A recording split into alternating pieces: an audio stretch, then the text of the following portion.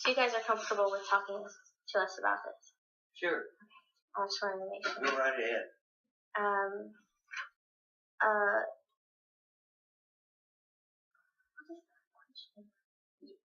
This is just like guideline rating. Okay. What was the main thing that made you decide to join the war? Join the war? Mm-hmm.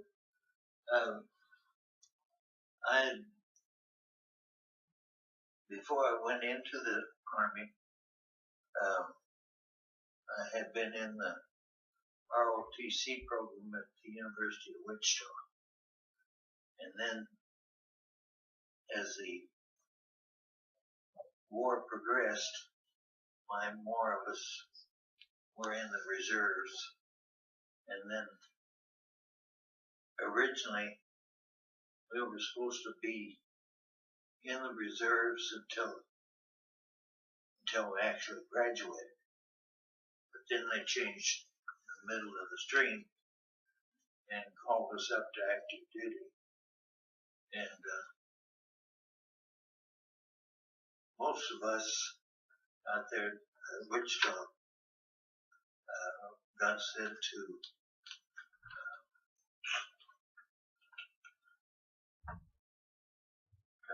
home. Camp Walters, Texas, for our basic training.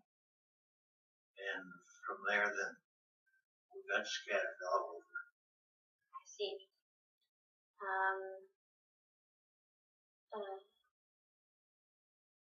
Did going to the war affect anything about your life before you decided?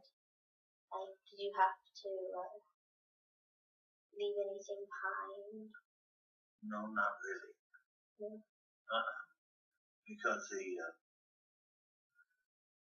there was many of us from W that they kept us in a group, so we had a lot of friends, and that did help. Good. Do you know exactly where you fought in the war? Yeah. In fact, I was very, very fortunate.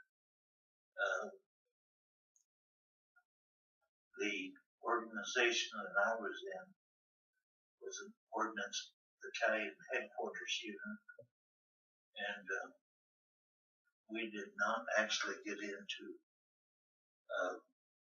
conflict. Yeah, conflict. See. We were lucky. We're very lucky. I'm glad you're here with us today. Yes.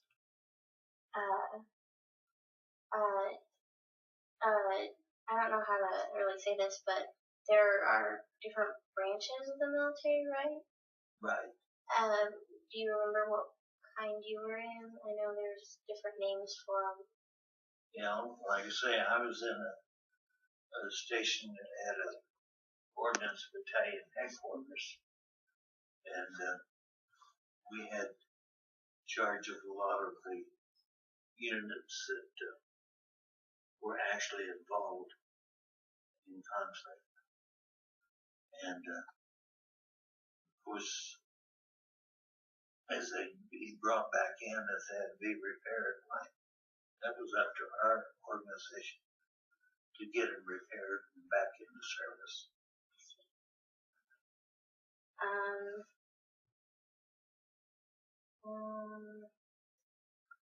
Were you injured in the war in any way?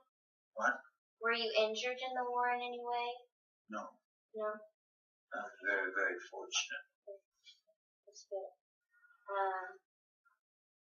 What do you think, what do you think about how the U.S. dealt with the war? What are your opinions? I think they did everything they possibly could. And just like some of the history books that you read nowadays, and you find a lot of information there as to how various organizations work together, and in order to get done whatever needed to be done. Could I say something? Uh-huh. I grew up in Junction City, which is right next door to Fort Riley. And so we knew a lot of soldiers. In fact, that's where I met him, was at Fort Riley. And we knew the war was probably inevitable because of the things that the Japanese had said. And there were Japanese in Colorado. A lot of them got there. They are in farmers in Colorado, and a lot of them got there because of the war. They were shipped, moved from the West Coast into camps. Basically, they were concentration camps. And if you go over around Colorado, Grenada, Colorado, there's a camp there, and you can drive in and you can see where the buildings were, and that's where they lived. That's how a lot of Japanese got in this area. Kansas, the Kansas governor announced that no Japanese would be allowed in Kansas, but and that's why they all stopped in Colorado, because they couldn't get on into Kansas. But there were Japanese. There was a whole Japanese unit stationed at Fort Riley, and they were not sent to the South Pacific. They were sent to Italy and Africa, and then into Italy. And that was the 442nd. Was that what it was? Yes, combat infantry. They before the war, the army used to go out on bivouac, and we'd watch them go by our house with the horses pulling the cannons, and they'd go out and practice. But after the war started, Roosevelt mechanized the cavalry, and they did away with the horses. The horses are now just a show. They still do have horses in the cavalry, and they were mechanized and fought. A lot of them fought. And I had a friend. The Methodist Church in Junction City had a pastor who did nothing but work with soldiers, and he had a gospel team that he took around to churches all over Kansas. Then actually the pastor that we had was born in China. His parents were missionaries to China, and so he had a lot of knowledge about the East, the Japanese and the Chinese, that kind of thing. We did a lot of things. The USO was very active in Junction City. Every Saturday night they had a dance, and a lot of us would go up and dance. We never went out with any of the soldiers. We would go and dance and visit with them, but then we went home. A lot of them came to the churches too. It was an interesting time to be alive. I met one young man from New Jersey, and I still have letters he wrote me from Africa and Italy. I find it very interesting to go back and read those now. It was, in a way, we were distant from the war because we were so far from both coasts. But in another way, since so much was concentrated in Fort Riley, we saw things that other people in the country didn't necessarily see. It was an interesting time to be alive and be a teenager. That sounds really cool. Some of the things that it says in our history books is that back at home, the women took men's jobs, and some were also nurses and soldiers, or nurses for the soldiers in the war. What do you think was the most important role during World War II? For the women. For the women, support to a certain extent. A lot of women had never worked in their lives, and had to, if their husband was drafted and sent away. Usually their pay wasn't enough to keep them going like they wanted to. The WACs were started, the Women Army service started. Then a lot of women went to work in factories, stick hands places. Rosie the Riveter, you probably heard about Rosie the Riveter. I don't know. It probably impacted people in Junction City more than it did in a lot of other places because it was right next door, basically. People rented their extra rooms to soldiers' families. My dad had 83 rental units in Junction City, and they were almost all Army people. It was an interesting time. What impact did it make? Well, because of the war, the GI Bill let a lot of men and women go to college and tech schools and things they wouldn't have been able to afford before. That was one of the greatest things that happened. I suppose to a certain extent it made us all more aware of what might have happened to us. There were people who figured within a week after Pearl Harbor that we would be bombed in the United States. We never would.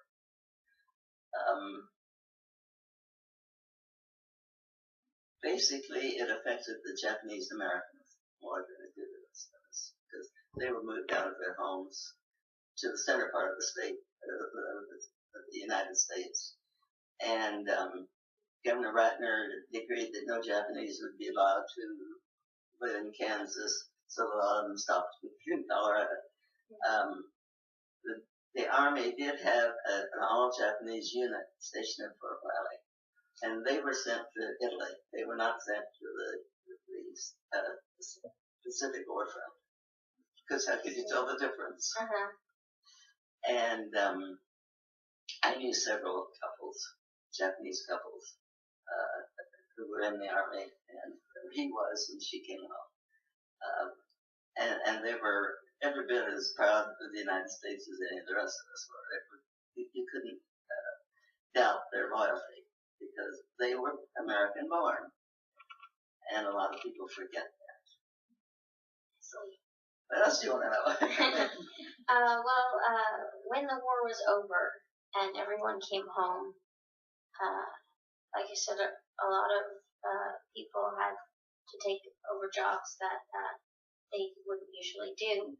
How did it affect the men and people that were coming back home from participating in the war? A lot of them went back to school. I went to KU. The war was over the summer before I went. And KU was full of servicemen, a few servicewomen, but mostly servicemen. And many of them were able to go to college because of the GI Bill. We never would have dreamed of going to college. And that was one of the biggest helps that could have happened because people could afford to go to school. Did it change the attitude of people? I think so. There were women doing jobs that people used to say women couldn't do, and women could and did. And it caused some problems in some families because they were used to mom being The person who stayed home. Staying home and being a good little wife and mother. Too many of them were going back to work and taking jobs that some people felt were being taken away from men. I don't know that attitude exists very much anymore. I think we pretty well got over that. And maybe the war had something to do with that too. I see, that's very interesting. And what did you do after the war? I went back to school. You went back to school? Yeah. And then after we got married, we moved to Denver because I wanted to go to the University of Denver. They had the strongest accounting course west of the Mississippi River. Wow. And so I was able to go under the GI Bill That's great. and graduated from the University of Denver. That's good.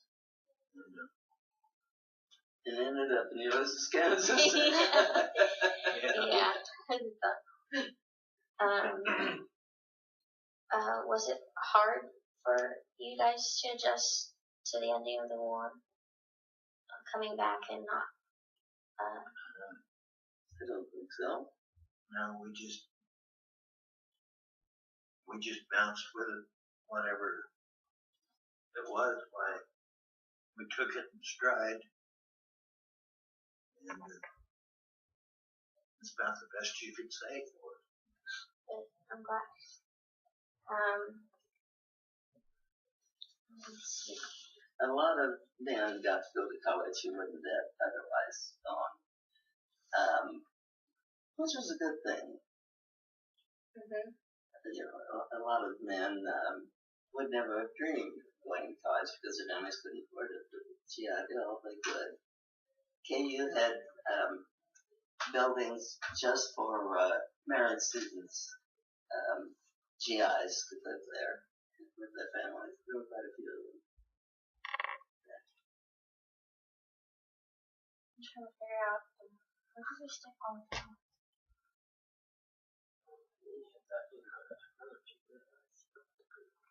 That's okay. There were what I know of, there were women military groups. I don't know all of them, but one of them that we know a lot about is the WAAC. Well, the blacks. Mm-hmm. Do you know anything about any of those groups? Most of them were in offices that they took. They released men to go to the to see action, to go, and they did the background work, a lot of that. I think probably the attitude towards women working changed because of the war. Because up until then, unless you were a school teacher, the only women I knew when I was growing up were school teachers that went to work. And women didn't work. Goodness. Yeah. And but the teachers did, and there were a few, of course, household help was all female, and that was what they probably thought. I remember one professor saying it was a waste of time to educate women because all they would do is go home and raise kids, and so what? They didn't need a college education for that. I haven't heard that for a long time. But that. There's a reason, because women can do it. And most of the teachers were unmarried. They and most of the women who worked were unmarried. They didn't have a men's forum, so they had to go work. But that's not the way anymore. And yes, it changed a lot of things in our society. You know, that women were capable of doing as many things as men are. Well, thank you guys for talking with us. And it's been interesting. We hope we help. Yeah, you helped so much. All right. And thank you again. Hopefully I'll see you guys at church. Good. Thank you again. Thank you.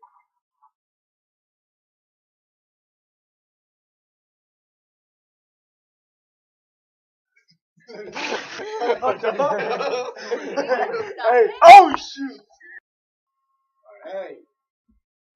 Well, it seems like it's working.